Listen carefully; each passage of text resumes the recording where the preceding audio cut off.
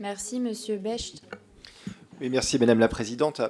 Je crois que les paroles de la rapporteure sont des paroles de sagesse. D'abord parce que, évidemment, ce que je dis n'engage que moi, mais enfin, si vous voulez, l'objectif de supprimer les voitures thermiques ne doit pas être abandonné. Il est indispensable à la transition énergétique. Donc nous devons passer de la voiture thermique à la voiture électrique ou à la voiture hydrogène lorsque celle-ci sera également prête, si c'est faisable. La question, ce n'est pas de l'objectif, la question, c'est la date. Est-ce que la date de 2035 est une date réaliste ou pas?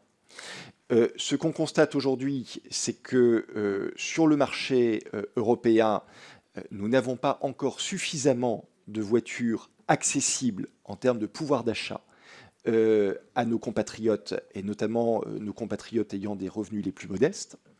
Premier sujet. Et deuxième sujet, nous avons une industrie automobile européenne qui traverse actuellement une phase très compliquée, justement du fait de l'absence d'un marché suffisamment fort pour porter ce nouveau type de voiture. Et donc nous nous exposons à la concurrence chinoise, qui va, elle aussi, se renforcer en Europe du fait notamment de l'élection de Donald Trump et des décisions qui seront prises par le gouvernement américain sur les voitures chinoises, que nous avons nous-mêmes, en Européens, décidé de taxer à 45% très récemment.